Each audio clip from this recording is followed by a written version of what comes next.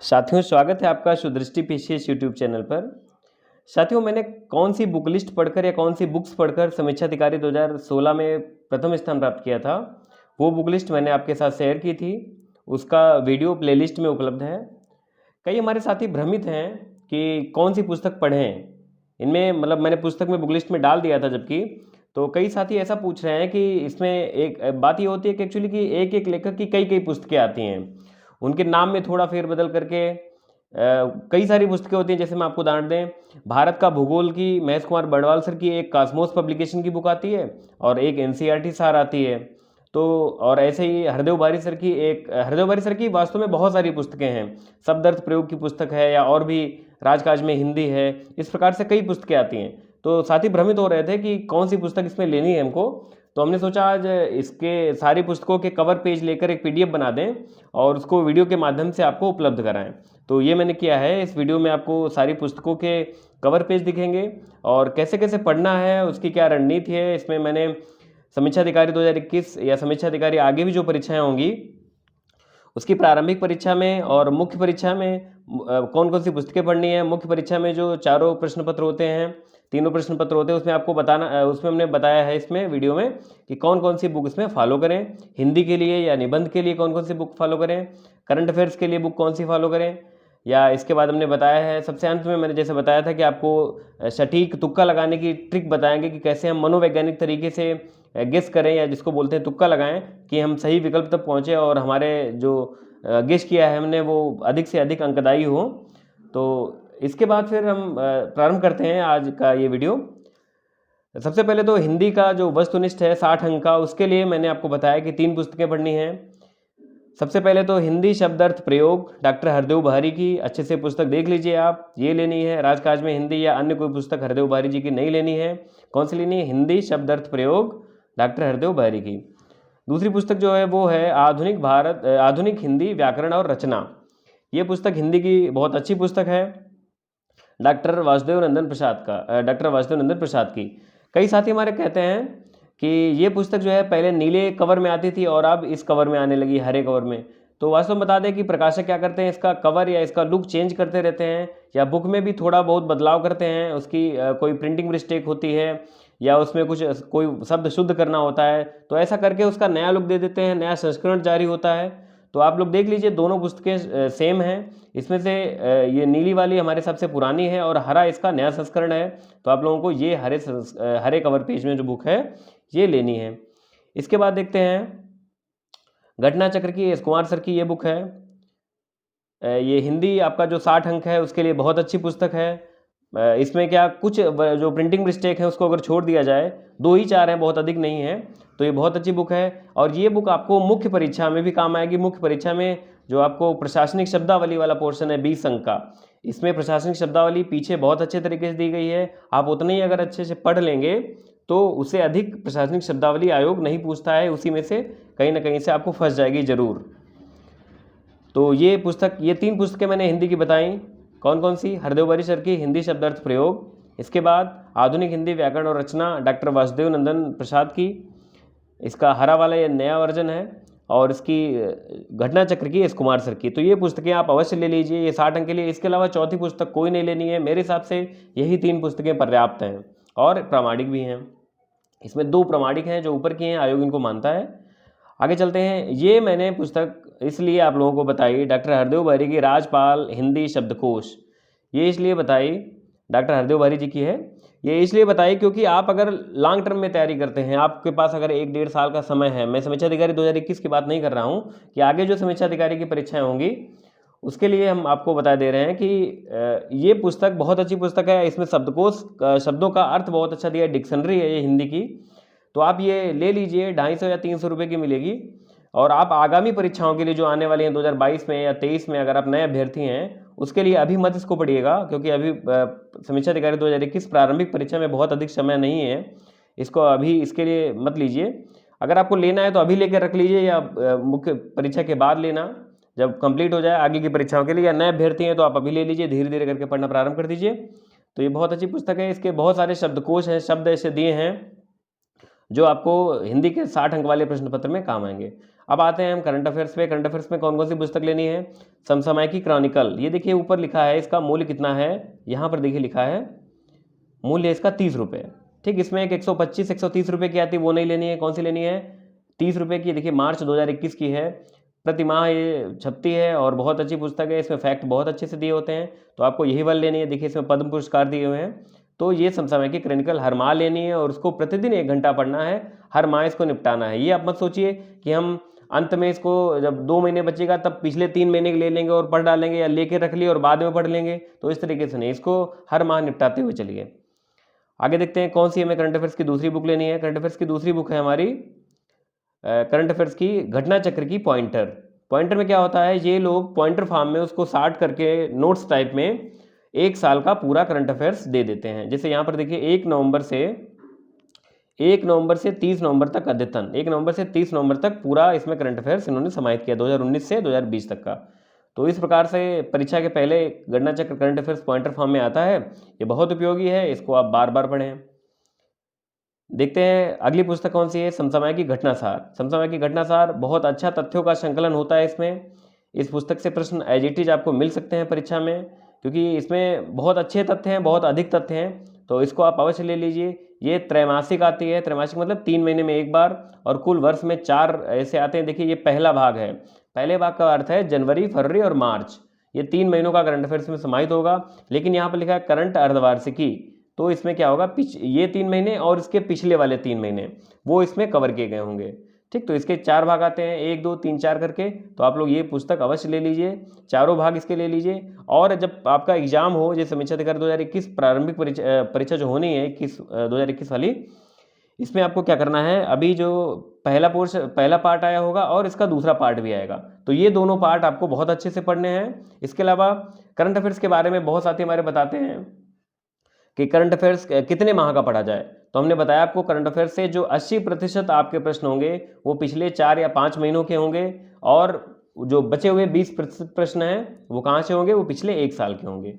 तो आपके सारे प्रश्न अगर पूरा अच्छे से पढ़ना है तो 4-5 महीनों का अच्छे से पढ़िए, और सरसरी निगाह से उसके पहले के 4-5 महीनों का या 7 महीनों का 6-7 महीनों का पढ़ लीजिए। तो पूरे 1 साल का करंट अफेयर्स आपको पढ़ना है। अब आते हैं पर्यावरण पे, जो हमारे मूल विषय हैं। करंट अफेयर्स हो गया, हिंदी हो गया। मूल विषयों में पर्यावरण में आपको ये पुस्तक लेनी है, बहुत अच्छी पुस्तक है, तथ्य बहुत समाहित किए गए हैं। इसमें ब्रैकेट में करके हर पेज पर या कुछ महत्वपूर्ण तथ्य वहाँ पर दिए होते हैं, उनको पढ़ते हुए चलना है। और प्रत्येक पाठ जो आपका अध्याय खत्म होता है, अध्याय समाप्त होता है, उसके बाद आपने देखा है कि जो प्रश्न पूछे गए होते हैं कई पिछले वर्षों में, वो वहाँ पर दिए होते हैं, तो आपको साथ में वो भी हल करते हुए चलने हैं। जैसे ही पाठ समाप्त किया, अध्याय समाप्त किया, और आपको क्या करना है, उसके प्रश्न हल कर लेने हैं, फिर आगे बढ़ना है। ये परिस्थितिकी एवं पर्यावरण की परीक्षावाणी की पुस्तक। इसके बाद ये समीक्षा अधिकारी 2021, चूंकि समय कम है आगे, उसके लिए आपको सिर्फ यही पढ़नी है। आपके पास अगर समय अधिक है, समय अधिक का मतलब है कि आगे वाली परीक्षाओं के लिए आपको कौन सी 2 पुस्तकें कवर करनी है, एक ये हो गई और दूसरी पर्यावरण की पुस्तक है पर्यावरण एवं पारिस्थितिकी दृष्टि की क्विक बुक। ये देखिए यहाँ पर क्या लिखा है, क्विक बुक, ये आपको लेनी है। लेकिन अभी अगर मैं आपको प्रेफर करूं पढ़ने के लिए, तो अभी सिर्फ आप वाणी पढ़िए, इसको ले लीजिए, बाद में पढ़िएगा अगली समीक्षा अधिकारी परीक्षा के लिए, या हम ऐसी आशा करते हैं, कामना करते हैं कि आप इसी में उत्तीर्ण कर जाएं, आगे आपको आवश्यकता ही ना पड़े। तो उन साथियों के लिए जो आगे की तैयारी कर रहे हैं 2022 में, जिनको समीक्षा अधिकारी देना है, उनके लिए हम पर्यावरण की दोनों पुस्तकें प्रेफर करेंगे, वो भी ले लीजिए और ये भी ले लीजिए। आगे चलते हैं, ये भी बहुत अच्छी बुक है पर्यावरण की। आगे चलते हैं उत्तर प्रदेश में। उत्तर प्रदेश में वैसे मैंने बुक लिस्ट में 2 बुक बताई थी, लेकिन समीक्षा अधिकारी 2021 प्रारंभिक परीक्षा के लिए सिर्फ आपको हम यही बुक प्रेफर करेंगे। आप ये बुक लीजिए, वाणी वाली बुक अभी मत लीजिए, वो आगे की परीक्षाओं के लिए आप उसको लेकर रखिएगा। ये बुक लीजिए, इसमें सारे तथ्य हैं, करंट अफेयर्स भी इसमें मिल जाएगा। देखिए ऊपर वर्ष लिखा है 2021, ये घटना चक्र प्रकाशित करता है 2021 लिखा है, तो इसमें आपको करंट अफेयर्स के भी जो उत्तर प्रदेश की करंट अफेयर्स होगी वो भी इसमें समाहित होगी। आगे देखते हैं, ये मैंने बताया कि उत्तर प्रदेश की 2 बुक लेनी है, लेकिन वो अभी समीक्षा अधिकारी 2021 प्रारंभिक परीक्षा के लिए सिर्फ ऊपर वाली लेनी है, घटना चक्र वाली। अगला विषय देखते हैं, भारतीय संविधान एवं राज्य व्यवस्था। इसमें आपको कौन सी बुक लेनी है, भारतीय संविधान एवं राज्य व्यवस्था में परीक्षावाणी की पुस्तक लेनी है। इसमें बहुत सारे तथ्य दिए हैं, सारे तथ्य आपको पढ़ने हैं, आर्टिकल अच्छे से पढ़ने हैं, किस आर्टिकल में क्या है, इस सबका अच्छे से अध्ययन करना है। बहुत कम समय है, 70 दिन ही बचे हैं, 65 दिन ही बचे मान सकते हैं अब हम। तो इसमें आपको यही बुक पर्याप्त है, राज्यव्यवस्था के सारे प्रश्न आपके लगभग यहीं से हल हो जाएंगे। इसके अलावा अगला देखते हैं, जनसंख्या और नगरीकरण। जनसंख्या नगरीकरण के लिए यही पुस्तक पर्याप्त है, इसमें सारे आपको तथ्य मिल जाएंगे और सिर्फ यही पुस्तक एक लेनी है। इसी का बार बार अध्ययन करना है, रिवाइज करना है, उसका डेटा अपने दिमाग में रखना है। जब कहीं खाली समय है, आप बैठे हैं, तो आप उसको सोचिए कि साक्षरता में कौन सा केंद्र शासित प्रदेश ऊपर है, या लिंगानुपात में कौन सा केंद्र शासित, इस प्रकार से प्रश्न आप अपने दिमाग में रखिए। आगे चलते हैं, जीव विज्ञान की पुस्तक देखते हैं।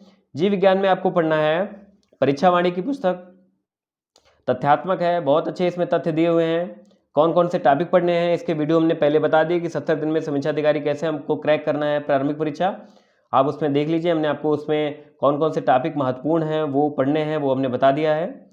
इसके अलावा दूसरी बुक जो बहुत महत्वपूर्ण है, सामान्य विज्ञान, और एक है सामान्य विज्ञान लुसेंट, और एक ये दृष्टि की। ये इसमें क्या करिए, आप जीव विज्ञान के लिए यही बुक पढ़िए, जीव विज्ञान के लिए यही बुक। इसके बाद आप भौतिक विज्ञान और रसायन विज्ञान के लिए क्या करिए, इनमें से कोई एक ले लीजिए, या दृष्टि ले लीजिए या सामान्य विज्ञान लुसेंट ले लीजिए। तो मैं प्रेफर करूंगा आपको कि इसमें दृष्टि ले लीजिए। कौन सी? दृष्टि की ले लीजिए, और ये दृष्टि की क्विक बुक यहाँ पर देखिए लिखा हुआ है, ये ले लीजिए। और इससे आप कौन से पोर्शन कवर करेंगे? भौतिक विज्ञान और रसायन विज्ञान। और अगर आप जीव विज्ञान ये पुस्तक पढ़ चुके हों, जीव विज्ञान की ये पुस्तक पढ़ चुके हों, तब आप क्या करेंगे, तब इसका जीव विज्ञान भी कवर कर लीजिए। नहीं तो जीव विज्ञान के लिए वही पुस्तक पर्याप्त है। दोहराने के लिए आप दृष्टि की क्विक बुक जीव विज्ञान पढ़ सकते हैं। अगला विषय देखते हैं, सामान्य विज्ञान मैंने बता दिया, उन दोनों में से कोई प्रेफर करेंगे, लेकिन फिर भी हम कहेंगे कि आपको दृष्टि वाली ही लीजिए। लुसेंट में बहुत प्रामाणिक नहीं है, कुछ तथ्यों का हेरफेर हो सकता है। अगला विषय देखते हैं, आधुनिक भारत का इतिहास। आधुनिक भारत के इतिहास में दो पुस्तकें हैं मेरे पास, एक ये है परीक्षावाणी की, और दूसरी पुस्तक है एस.के. पांडे सर की। किसकी है? एस.के. पांडे सर की पुस्तक है। इन दोनों पुस्तकों में हम आपसे कहेंगे कि अगर आपने कोई एक पुस्तक पढ़ रखी है, एक बार या दो बार या तीन बार, तो आप उसी पुस्तक पर जाइए। अब इतना समय नहीं बचा है कि हम नई पुस्तक उठाएं, तो आप क्या करिए, अगर आपने वाणी पढ़ी है भारत का इतिहास की, आधुनिक भारत का इतिहास की, तो वही पढ़िए। अगर आपने एस.के. पांडे सर की पुस्तक पढ़ी है आधुनिक भारत का इतिहास, तो ये पढ़िए। लेकिन अगर आप बिल्कुल नए हैं, कोई भी पुस्तक नहीं पढ़ी है, तब फिर आप परीक्षावाणी ले लीजिए। परीक्षावाणी पुस्तक, और इसके साथ हम जो नोट्स बना रहे हैं, जो आधुनिक भारत के इतिहास के वन लाइनर फॉर्म में हम PDF वीडियो जो उपलब्ध करा रहे हैं आपको, वो आप पढ़ते रहिए, साथ में उनके नोट्स बना लीजिए। तो आधुनिक भारत के इतिहास के लिए ये 60 दिन की जो रणनीति है, 65 दिन की, उसमें आपको आधुनिक परीक्षावाणी की पुस्तक पढ़नी है। आगे के लिए क्या करिए, आप दोनों पुस्तक पढ़िए। समीक्षा अधिकारी जो आगे की परीक्षाएं होनी है या अन्य परीक्षाएं हैं, उसके लिए आधुनिक भारत की दोनों पुस्तकें बहुत अच्छी हैं। प्राचीन भारत में बहुत से अधिक प्रश्न नहीं आते हैं, लेकिन फिर भी आपको तथ्यों के संकलन के लिए सौरभ चौबे सर की पुस्तक है। प्रश्न यहाँ से अच्छे खासे आपको मिल जाएंगे परीक्षा में, इसी पुस्तक से ही। प्रश्न इसमें 4 या 5 ही आते हैं, या फिर उनका कुछ अभी वेटेज बढ़ा है, 7-8 तक हो गए हैं। तो ये पुस्तक एक बार आप अच्छे से देख लीजिए। मध्यकालीन भारत का इतिहास, इसके लिए हम आपको प्रेफर करेंगे आशुतोष कुमार सिन्हा की परीक्षा दृष्टि बुक, ये आप ले लीजिए। इसमें फैक्चुअल किताब है, जो टॉपिक मैंने वीडियो में बताए थे कि कौन कौन से टॉपिक आपको इतने कम समय में पढ़ने हैं, सिर्फ वही टॉपिक कवर करिएगा। पूरी पुस्तक पढ़ेंगे तो आप मुश्किल से यही एक पुस्तक पढ़ पाएंगे, ठीक है। तो फिर एक पुस्तक के पीछे नहीं भागना है, जो टॉपिक मैंने महत्वपूर्ण बताएं, आप उन्हीं टॉपिकों को कवर कीजिए। भारत का भूगोल, इसकी पुस्तक कौन सी लेनी है? परीक्षावाणी लेनी है। और दूसरी पुस्तक कौन सी है? महेश कुमार बर्णवाल की कौन सी है? Cosmos publication. यहाँ पर देखिए मैंने हाईलाइट किया, ये वाली लेनी है, कॉस्मोस पब्लिकेशन। इसमें NCERT सार भूल कर भी मत लेना, कॉस्मोस पब्लिकेशन लेना है।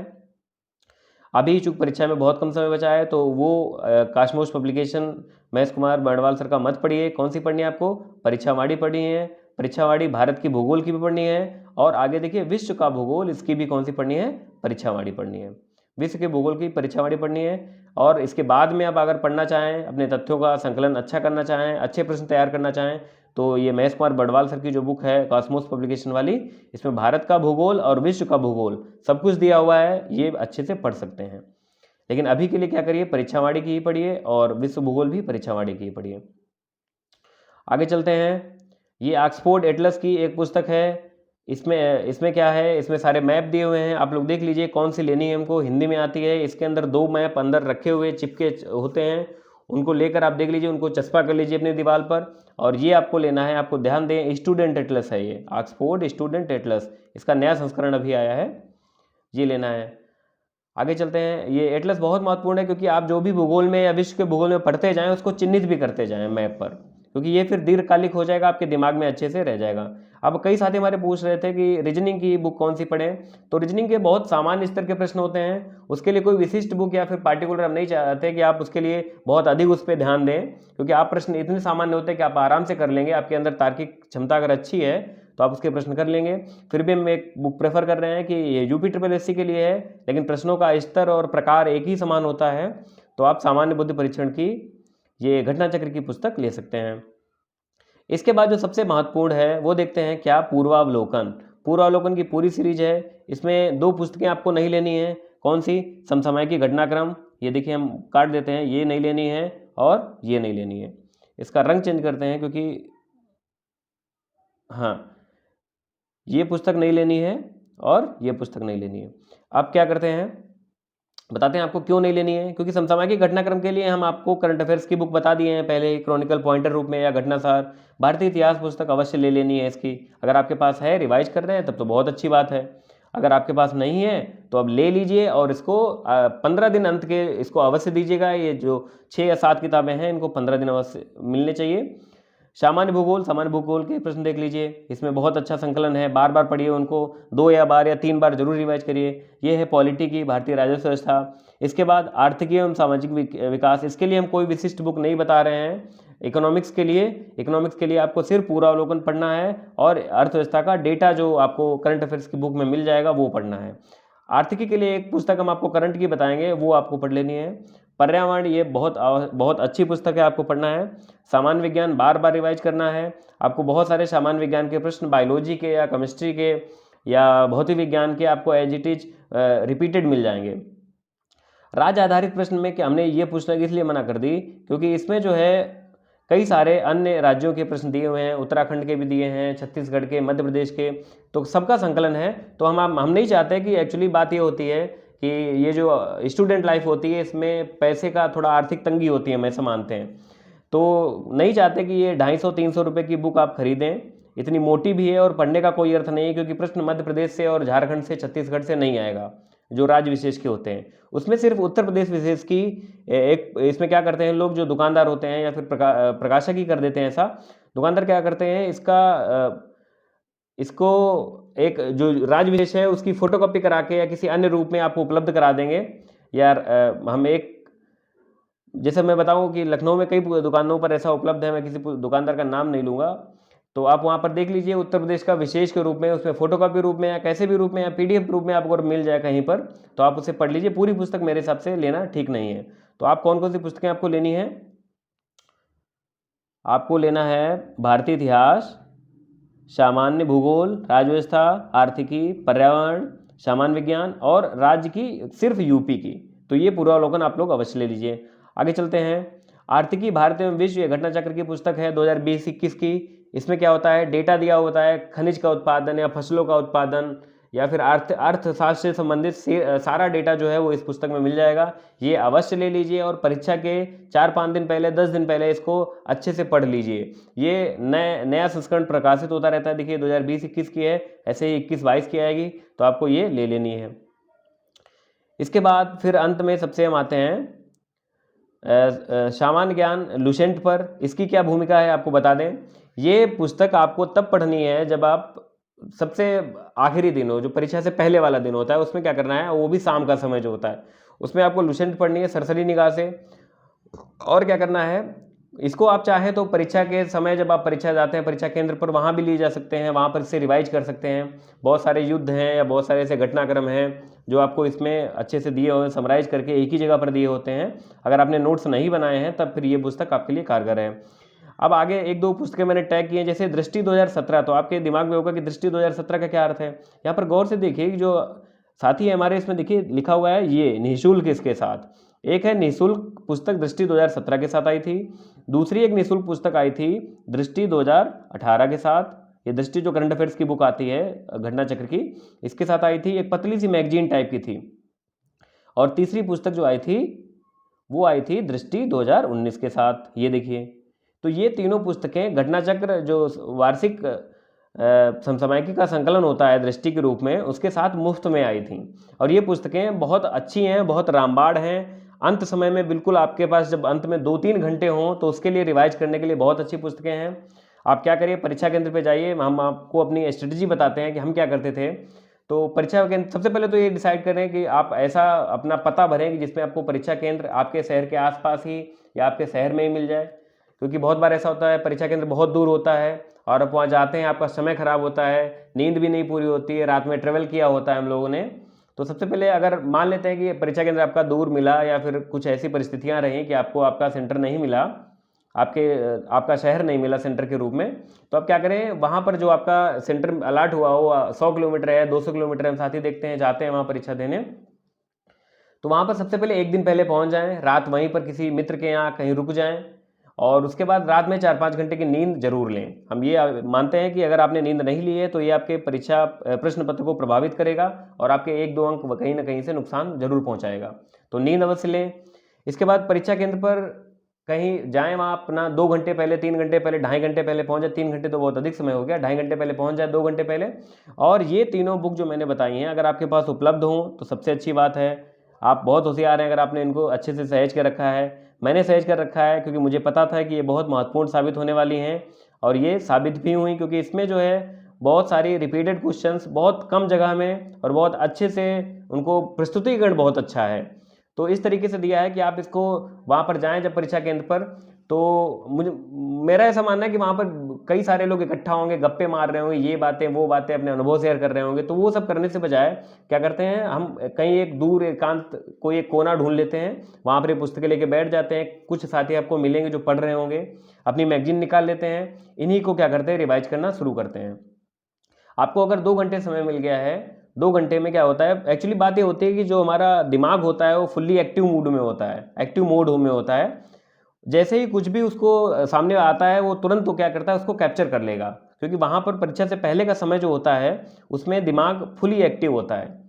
अच्छा, आपको एक और यहाँ पर हम सुझाव देंगे कि अगर आपने घटना चक्र या घटना सार अच्छे से नहीं पढ़ पाई है या आपका करंट अफेयर्स वाला पोर्शन आपको लग रहा है कि वीक हो गया है, तब आप इस पर ध्यान न दें।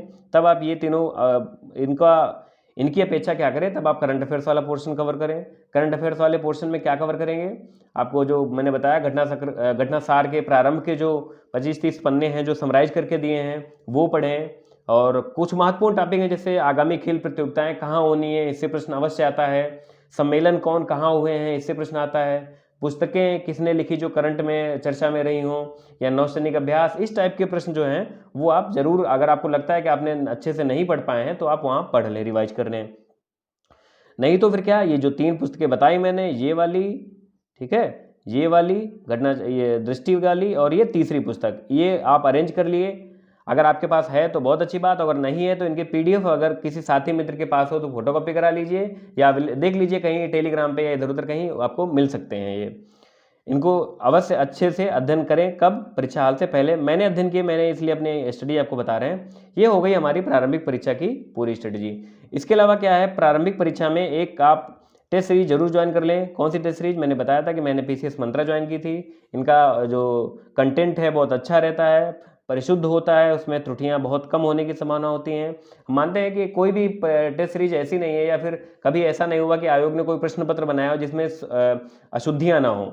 अशुद्धियां सब में होती हैं। हम टेलीग्राम पे क्वेश्चन बनाते हैं, उसमें भी एक आधे प्रश्न में इधर उधर अशुद्धि हो जाती है। हो सकता है वो वर्तनी में हो सकता है टाइपिंग मिस्टेक हो गई हो। तो ये सब एक ऐसी टेस्ट सीरीज का चयन करें जिसमें अशुद्धियां कम से कम हो।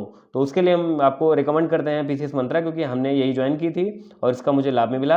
अब आते हैं मुख्य परीक्षा पे कि मुख्य परीक्षा में कौन सा विषय, कौन सा टॉपिक कहाँ से कवर करें।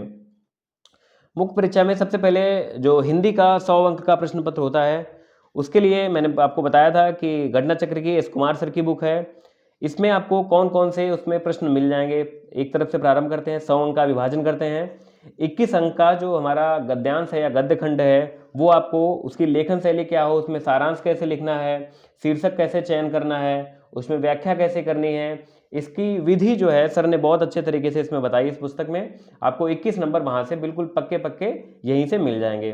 फिर 15 अंक का सारणी रूप, 15 अंक का सारणी रूप जो है वो इसी पुस्तक से करना है। किससे, ये घटना चक्र की जो एस कुमार सर की है। इसके बाद 24 अंक के पत्र लेखन के लिए हम आपको कहेंगे कि हमने अपने खुद के पत्र के नोट्स बनाए हैं, वो हम आपको उपलब्ध करा देंगे प्रारंभिक परीक्षा के बाद। तब तक आप क्या करिए, ये अगर आपके पास है तो पत्रों का रिवीजन यहीं से स्टार्ट कर दीजिए। और पत्र की क्या क्या है, इसमें विशेषताएं, परिभाषाएं आपको पढ़नी है, प्रारूप पढ़ने हैं और उनके उदाहरण लिखने हैं। तो आप ये तीन जो प्रश्न हैं, पहला गद्य खंड वाला, दूसरा सारणी रूप वाला और तीसरा पत्र वाला, यानी कुल 60 अंक का 60 अंक का आपको जो है सामान्य हिंदी आलेखन का जो पोर्शन है हिंदी का 100 अंक वाले का, उसका यहाँ से कवर करना है। 60 अंक आपके 100 में पूरे हो गए। अब आगे चलते हैं 40 अंक। 40 अंक कहाँ से कवर करेंगे, ये पुस्तक हम आपको थोड़ा बताएंगे इसमें क्या क्या आपको पढ़ना है। 40 अंक में 20 अंक की पारिभाषिक शब्दावली, 10 अंक का कंप्यूटर और 10 अंक का पारिभाषिक शब्दावली, कंप्यूटर और मुहावरे, 10 अंक के मुहावरे। तो आपको कंप्यूटर और मुहावरे में जो रिपीटेड वाले मुहावरे हैं वो कहाँ से कवर करने हैं। ये घटना चक्र की पुस्तक है, घटना चक्र की आलेखन की। इसमें सिर्फ आपको 2 पोर्शन पढ़ने हैं। कौन कौन से 2 पोर्शन पढ़ने हैं, कंप्यूटर ज्ञान और मुहावरे, क्योंकि कंप्यूटर ज्ञान और मुहावरे आपको यहीं से पढ़ने हैं और बहुत अच्छे से दिए हैं। कंप्यूटर ज्ञान में रिपीटेड क्वेश्चन वहाँ पर उन्होंने समाहित किया है, उसके बारे में पढ़िए। और कंप्यूटर के और भी जो एसेंशियल आपको उनको लगता है कि महत्वपूर्ण प्रश्न है वो इसमें अच्छे से दिए हैं।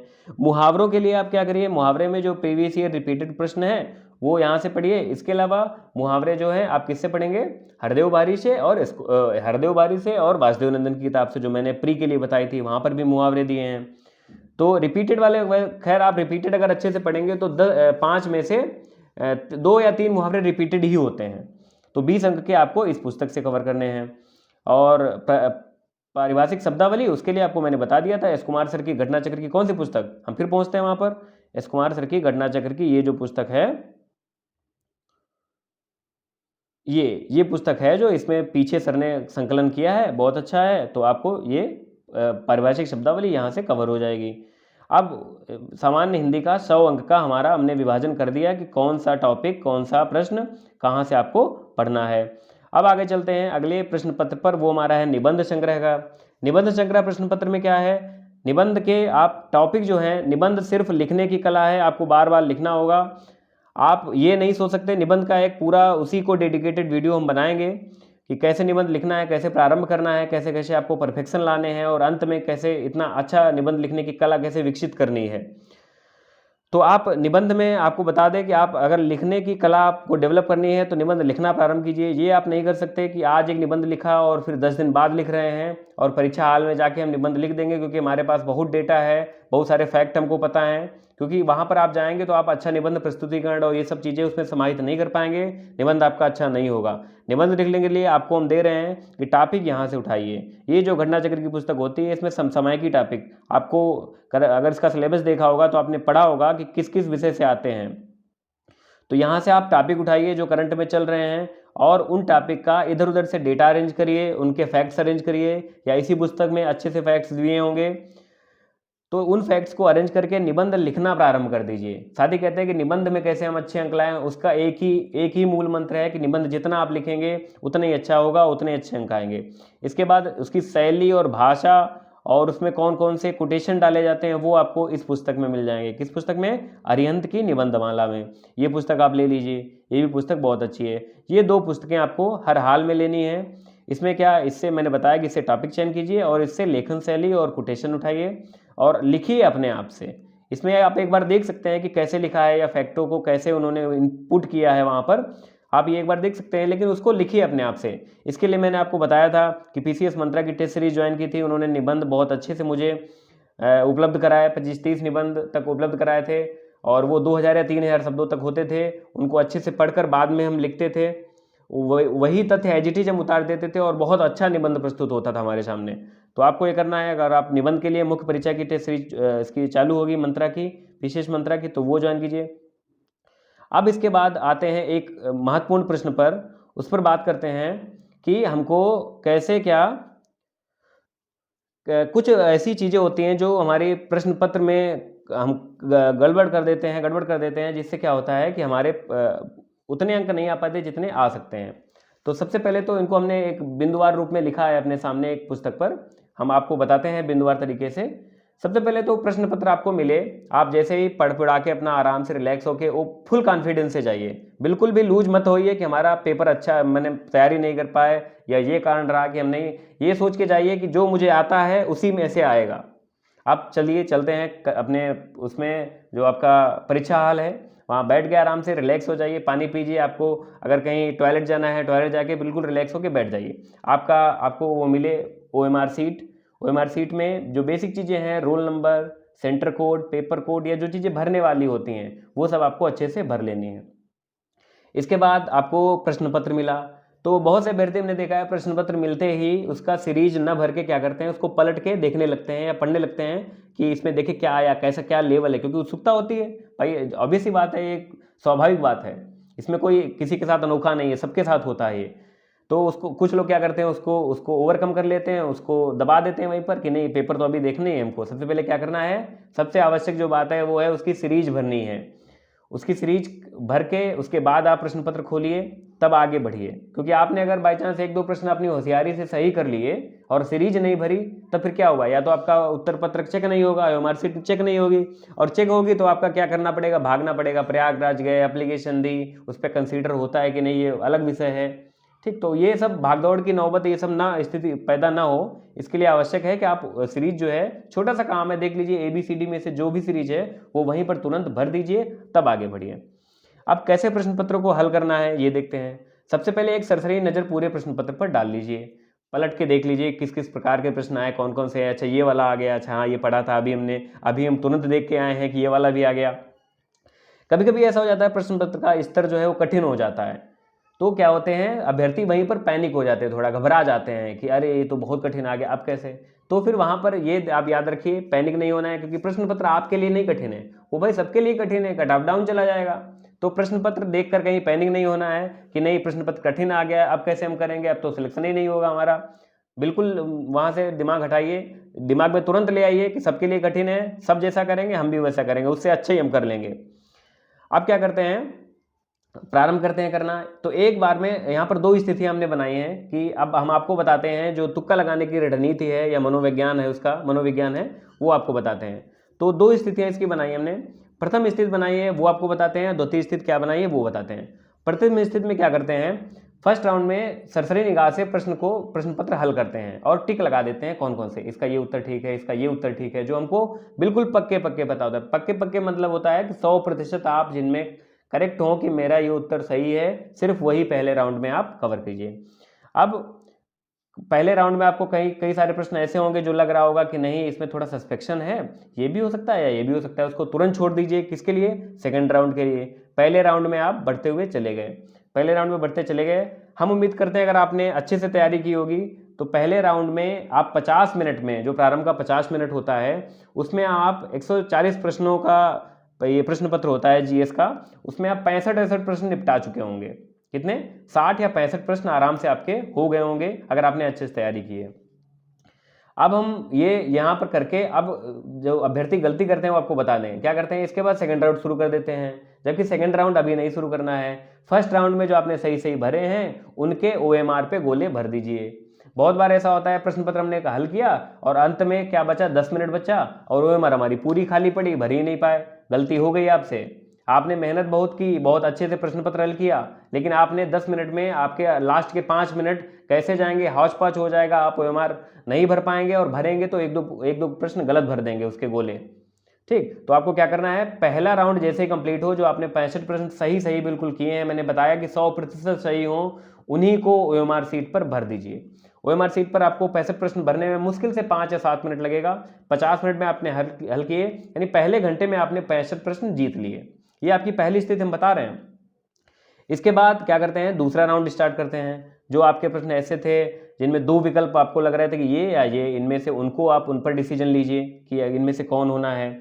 या फिर जो थोड़े कठिन थे या थोड़ा दिमाग चाह रहे थे, ट्रिकी थे जो क्वेश्चन, उनको क्या करना है, उनको हल कर लेना है। हल करते हुए आगे बढ़ेंगे, बढ़ते बढ़ते ये आपका राउंड जो है लगभग 40 मिनट चलेगा और 40 मिनट में आप पहुंच जाएंगे, अगर आप पहुंचते हैं 105 तक, 105 से ऊपर 65 प्रश्न पहले राउंड में, उसके बाद 40 और, यानी 105 से ऊपर पहुंचते हैं अगर आप सेकंड राउंड में, तो आप अपने कलम को वहीं पर विराम दे दीजिए।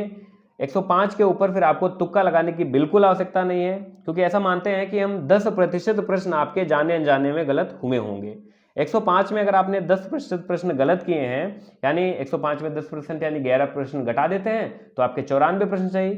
और 94 प्रश्न भी अगर आपके सही हैं तो 10 प्रश्न 3 नकारात्मक अंकन चूकी है, नेगेटिव मार्किंग है, तो 3 प्रश्न वो ले जाएंगे, तब भी आप 91-92 प्रश्न है। और 91-92 प्रश्न अच्छा स्कोर है, जो आपका अगर हिंदी में 55 ले आते हैं तो आपका सिलेक्शन 50 या 55 ले आते हैं तो हिंदी में आपका सिलेक्शन प्री में करा देगा।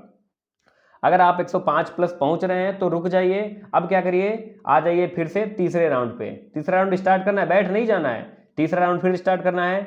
अब क्या करिए, तीसरे राउंड में उन प्रश्नों पर आइए जो बिल्कुल छूट रहे हैं, बिल्कुल छूट रहे हैं उनमें अपना दिमाग लगाइए, या उन प्रश्नों पर आइए जो रीजनिंग या मैथ के हैं, सॉल्व नहीं हो रहे हैं। रीजनिंग के बहुत सारे जिद्दी प्रश्न होते हैं, हल ही नहीं होते हैं, उनमें अपना दिमाग लगाइए कि क्या इसमें किस तरीके से हो सकता है हमारा दिमाग वहां तक न पहुंच रहा हो पहले या दूसरे राउंड में, या पहले राउंड में तो नहीं पहुंच रहा होगा जब हमने उसको टच ही नहीं किया, दूसरे राउंड में न पहुंच रहा हो वहां तक दिमाग, तो तीसरे राउंड में आपके पास पर्याप्त समय है, आपके पास 20 मिनट बचे होंगे, इनके ओएमआर भर दीजिए सेकंड राउंड वाले के, जो सेकंड राउंड में आपने सही किए हैं इनके ओएमआर भी भर दीजिए। आपके पास 15 मिनट होंगे, 15 मिनट में क्या करना है, एलिमिनेशन मेथड अपनाइए, ये चला गया ये चला गया। अब आपके पास अगर 2 विकल्प बचते हैं तब फिर आप उन 2 में से भी आपका जो सबकॉन्शियस माइंड है, जो आपका जो अवचेतन मस्तिष्क है, वो जिस विकल्प की तरफ इशारा कर रहा है, कब, जब 2 विकल्प बचे हैं तो आप उसको भी भर दीजिए, ये भी आपका लाभदायी होगा, अंक आपके बढ़ाएगा। ये सब कुल मिला के आपके ये प्रथम स्थिति थी जिसमें आप जो है अंक 100 के आसपास पहुंच गए, बहुत अच्छी बात है, आपका चयन सुनिश्चित है बिल्कुल, हिंदी में अगर आपने 50 अंक प्राप्त कर लिए, ये प्रथम स्थिति हो गई। अब आते हैं दूसरी स्थिति में। इसमें क्या है कि पहला राउंड आपने स्टार्ट किया, हल करना प्रारंभ किया, आप खींच खांच के आप 45-50 मिनट में पहुंचे कितने, 45 या 50 प्रश्न। अब आप लटक रहे हैं, थोड़ा नहीं पहुंच पा रहे अपने टारगेट तक, क्या करते हैं, सेकंड राउंड स्टार्ट करते हैं। पैनिक नहीं होना है कि नहीं 45 प्रश्न हुए यार अब क्या करें, अब कुछ नहीं करना है, बिल्कुल नहीं डरना है, सेकंड राउंड स्टार्ट करते हैं। सेकंड राउंड में क्या करते हैं, उसके गोले भरने के बाद पहले राउंड वाले जो आपके 45 प्रश्न सही हुए हैं, 45 या 50, उसके गोले भर दीजिए, फिर सेकंड राउंड स्टार्ट करिए। सेकंड राउंड में भी आप देख रहे हैं कि सब खींच खाच के और सारी दिमाग जितने अभी लगाना था सब लगा दिया, और पहुंच रहे हैं हम कहाँ, 75 से ऊपर नहीं जा पा रहे। अब आपको क्या आवश्यकता है, क्योंकि तुक्का लगाने की, क्योंकि 75 प्रश्न पर आपके, हम ऐसा मानते हैं कि 10 प्रश्न आपने अगर मानने भी होंगे कि हमने सही से उत्तर दिया, तब भी आपके 10% प्रश्न गलत हो जाएंगे। 10% प्रश्न आप अपने गलत मान लीजिए, तो 75 में 10% घटा दीजिए, बचे 68, और 68 में 10 प्रश्न जो है वो 3 अंक ले जाएंगे, 8 प्रश्न, 75 का 10% 7 प्रश्न, 7 घटा दिए बचे 68, और 68 में 7 प्रश्न जो है 2 अंक और ले जाएंगे, तो बचे 66, तो 66 पर तो सिलेक्शन आपका होने से रहा।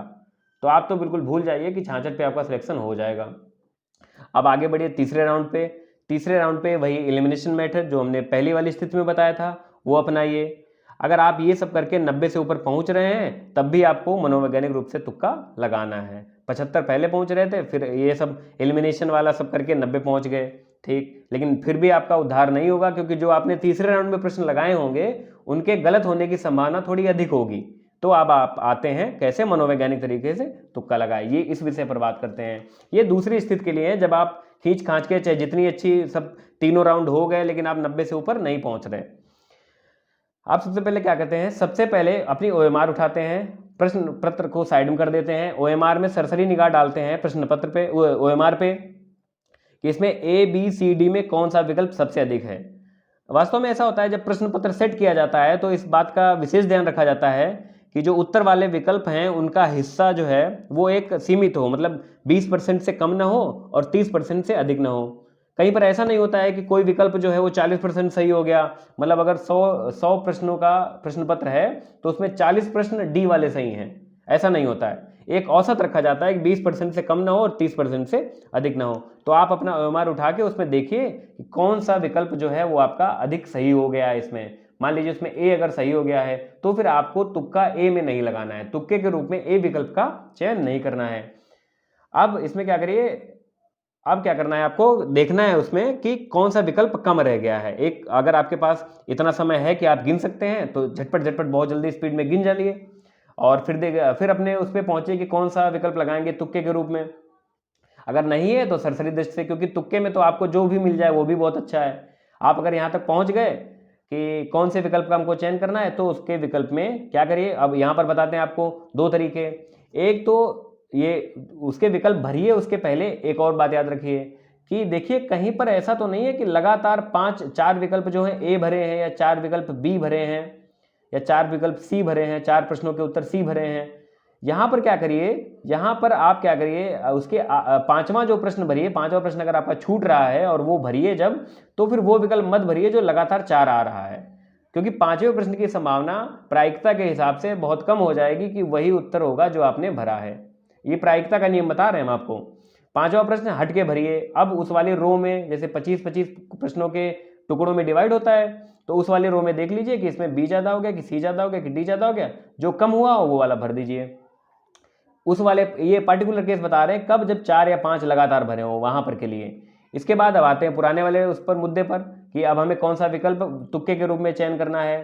तो कोई एक विकल्प जो सबसे कम भरा हो उत्तर OMR में, वो आपका चयन करना है, वो आपका चयन करना है। और उसको क्या करना है, पूरे प्रश्न पत्र में जो बचे हुए प्रश्न हैं उनमें वही भरना है। यहां पर भरते समय याद रखना है कि किसी भरे हुए प्रश्न जो आपने सही से भरा है उसमें धोखे से मत भर देना।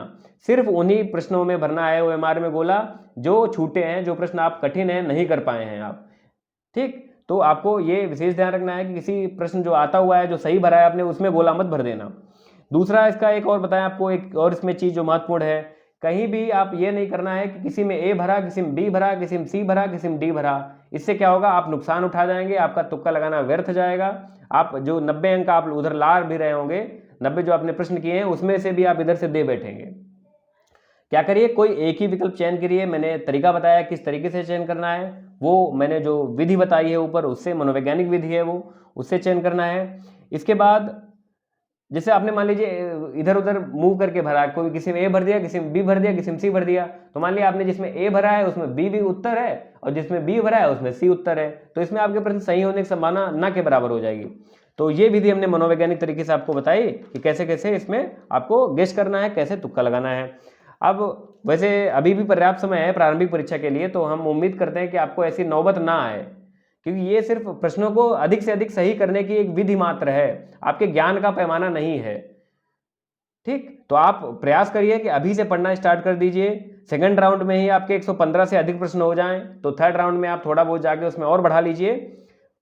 प्रयास करिए कि आप अधिक से अधिक अभी पढ़े कि तुक्का लगाने की नौबत ही ना आए, जिससे कि आपका चयन सुनिश्चित हो और समीक्षा अधिकारी मुख्य परीक्षा आप दें। मुख्य परीक्षा की रणनीति हम आपको बताएंगे कि कैसे कैसे पढ़ना है, इसका निबंध और पत्र लेखन, सारणी रूप, सारे टॉपिक इसके हम कवर करेंगे, लेकिन प्रारंभिक परीक्षा के बाद।